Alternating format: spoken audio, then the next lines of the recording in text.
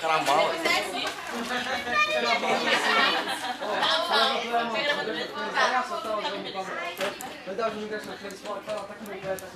Toda hora ele chega e quem voltando com essas planas? Olha, galerinha, ó, aquela nossa discussão. Durante uma ação da fiscalização em imposto de combustíveis, foi encontrado um mecanismo inusitado para enganar o consumidor. Não, isso não acontece no nosso país. Durante o inverno, o responsável por um posto de combustível compra álcool por 50 centavos o litro, a uma temperatura de 5 graus Celsius. Para revender o líquido aos motoristas, instalou um mecanismo na bomba de combustível para aquecê-lo, para que atinja a temperatura de 35 graus Celsius, sendo o litro de álcool revendido a 1,60. Pouco tempo atrás, né, cara? Cara, dependendo acho que da época que tu vai em São Paulo, tu ainda acha isso, por incrível que pareça, certo? Mas nossa realidade é totalmente diferente. Esses dias eu tava 2,15 eu botei, só que meu carro, meu Deus, cara, bebe mais que eu, cara, porcaria. Álcool revendido a 1,60. Diariamente o posto compra 20 mil litros de álcool a 5 graus Celsius e os revende. Não inventei, né? Com relação à situação hipotética descrita no texto, é dado que o coeficiente de dilatação volumétrica do álcool é 1 vezes 10 a menos 3, 10 a menos 3, graus a menos 1, desprezando-se o custo da energia gasta no aquecimento do combustível, o ganho financeiro que o dono do posto teria obtido devido ao aquecimento do álcool, após uma semana de vendas, estaria entre... Vamos ver se a malinagem vale aí nesse caso. Como é que faz essa conta aí? Vamos calcular o quanto cresceu o nosso álcool? Como é que é então? Vamos ver, volume inicial. Eu posso fazer por 1 litro, é verdade. Mas a gente já pode calcular o volume todo, né? 20 mil. 20 mil.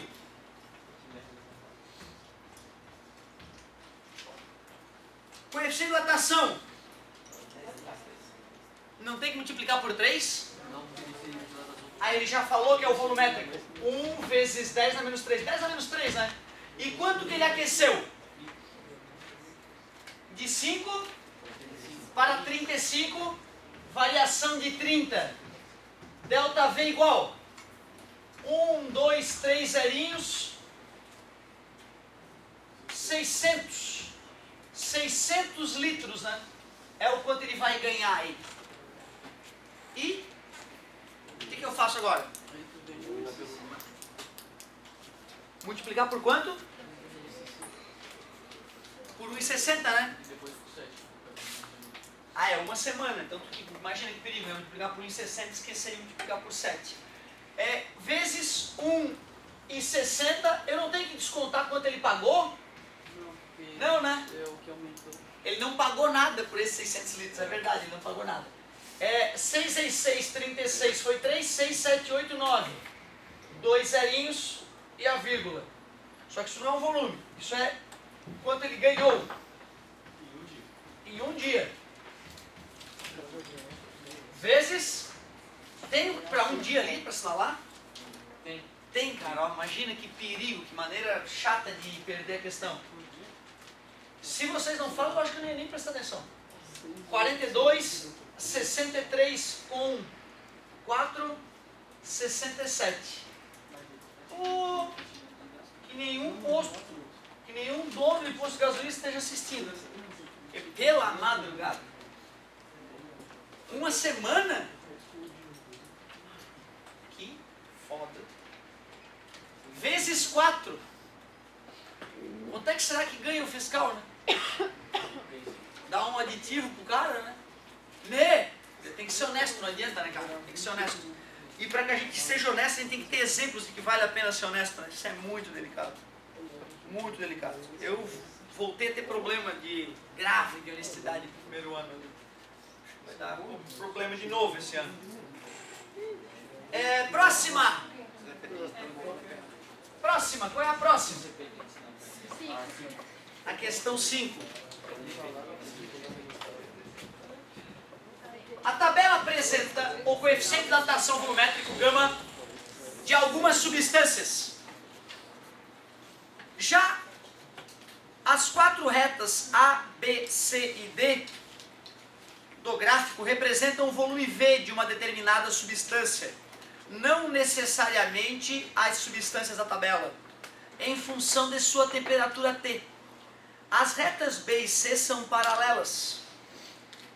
Cruzando as informações fornecidas pela tabela e pelo gráfico, marque a alternativa correta. Pô, essa é legal, cara. Essa é uma questãozinha que não é clássica de fazer continha. Essa aí tem que pensar legal. Claro que assim, né, se a gente fornecesse uma aula de um nível um pouco maior, daria para partir da aula o cara, não, isso aí tu já me mostrou qual é o raciocínio, certo? Só que aí, pô, aí o tempo de aula fica gigantesco, né, e o pouco tempo de exercício que a gente tem diminuiria ainda mais. Então vale a pena deixar o aluno arriscar primeiro e depois a gente fazer o estudo com ele. Que questão bonitinha é essa? Ele deu um gráfico que fala do volume de um corpo feito de uma certa substância em função da temperatura. E ele mostra lá duas temperaturas marcadas verticalmente, T1 e T2.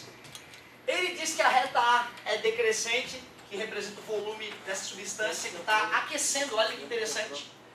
Tem a reta B e a reta C, que ele garante que são paralelas, reta B e reta C, e a reta D, pouco menos inclinada.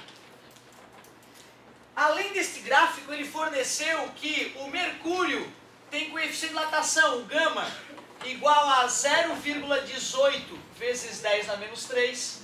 Ele diz que a glicerina tem 0,50 vezes 10 na menos 3. Que o álcool etílico tem coeficiente de dilatação 0,75. Pô, cara, o álcool dilata bastante mesmo, ó, comparado com o mercúrio. Pô, bom para fazer um termômetro de álcool, né, dependendo da temperatura que tu for medir. Termômetros de criança, para medir o banho da criança, lá geralmente é feito de álcool coloridinho, para caso ela coma o termômetro, né, ela não fica intoxicada com mercúrio, certo? Só com álcool, mas é uma quantidade muito pequena, né, não vai acontecer nada. Álcool. Petróleo. Cara, eu lembro que o meu tio me contou uma vez, aquele mesmo lá de Angra dos Reis, que ele quando fazia plantão nos hospitais perto de algumas favelas do Rio de Janeiro, na residência dele, a quantidade de crianças com cirrose que ele atendia é uma coisa assustadora. Que era meio que modus operandi do pai, a criança está incomodando, chorando, bota uma pinguinha na mamadeira, na última mamadeira da criança. Cara, o mundo tem tudo de ruim e tudo de bom que tu pode imaginar. E, cara, e assim, não era uma ou outra criança com cirrose, bebê, eram vários com cirrose, vários. Entendeu? Era um padrão, tá na hora de dormir. Foda, é muito triste saber disso. Agora, olha só, cruzando as informações fornecidas pela tabela, marque. Letra A. Se a reta D representar a glicerina, então a reta C pode representar o álcool etílico ou o petróleo. Se a reta D representa a glicerina, a reta C pode representar álcool etílico ou petróleo. A reta C é essa aqui de cima. Faz sentido isso? Sim. Glicerina, quanto é que ela dilata? E aí, álcool etílico e petróleo dilatam mais ou menos. Mais. Então, quando aquecido, o objeto tem que crescer mais rápido que o outro, né? Que porcaria. Que pena. Se tu analisar caso a caso, tu vai ver que não tem jeito. As outras vão ter algum errinho. Vamos analisar a última, só para ter uma noção. A reta A pode representar qualquer uma das substâncias da tabela. Não dá para ser negativo. Teria que ser um coeficiente de dilatação negativo. Professor, isso existe? Para certas faixas de temperatura existe. A água possui um coeficiente de dilatação negativo. Para temperaturas negativas até 4 positivo. Se a água é aquecida de menos 20, congelada, obviamente, até 4 graus, pressão atmosférica, ela vem dilatando até chegar a 4 graus. Desculpa. Ela vem encolhendo até chegar a 4 graus. Dilatando as outras substâncias dilatariam. Então tu vê, né?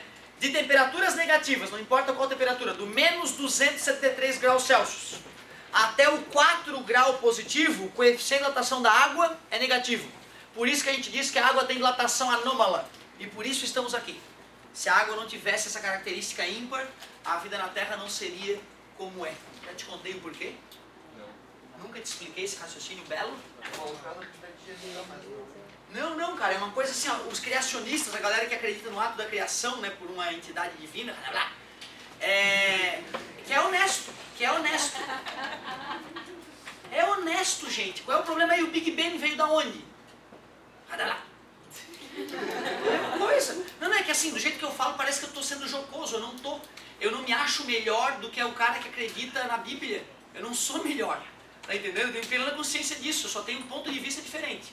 Então o criacionista, com essa parte que eu vou falar, ele tem uma ferramenta, de certa forma, para pregar o criacionismo dele. Porque o criacionista, ele fala: a água é a prova de que Deus existe. A água foi projetada por uma entidade consciente. Porque a água é responsável pela vida não só na nutrição dos seres vivos, não só porque todo ser vivo tem água de alguma forma, né, no seu corpo, mas porque se a água não fosse fisicamente do jeito que é, a vida na Terra não teria evoluído do jeito que evoluiu.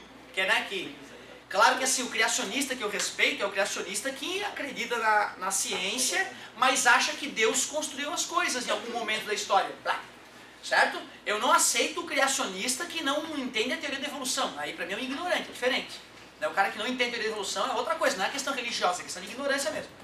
Então assim, a teoria da evolução, que é óbvia e qualquer pessoa que estudou um pouquinho ela percebe que ela existe e funciona, ela só pode acontecer devido a essa anomalia da água. Olha que coisa bela. Deixa eu te explicar o raciocínio. A maioria das coisas, quando esfriam, encolhe. E uma coisa que encolhe fica mais ou menos densa. E coisas mais densas afundam ou flutuam em coisas menos densas? Show! E o nosso planeta poderia se chamar planeta água, devido à superfície, né, coberta por água. E nos polos do planeta, mesmo no verão, a temperatura é negativa. Concorda comigo? E tem água lá encostando, não tem? E se essa água fosse que nem toda substância, ela encolheria, congelaria e afundaria. E a nova camada de água afundaria, e mais a nova camada, e a partir dos polos os oceanos congelariam, quase até o Equador. E se o oceano estivesse congelado, a dinâmica toda mágica que aconteceu entre oceano e terra, né, não teria acontecido e a evolução não seria como é. Cara, a dilatação da água é uma das coisas que permitiu a vida na Terra como conhecemos. Show de bola!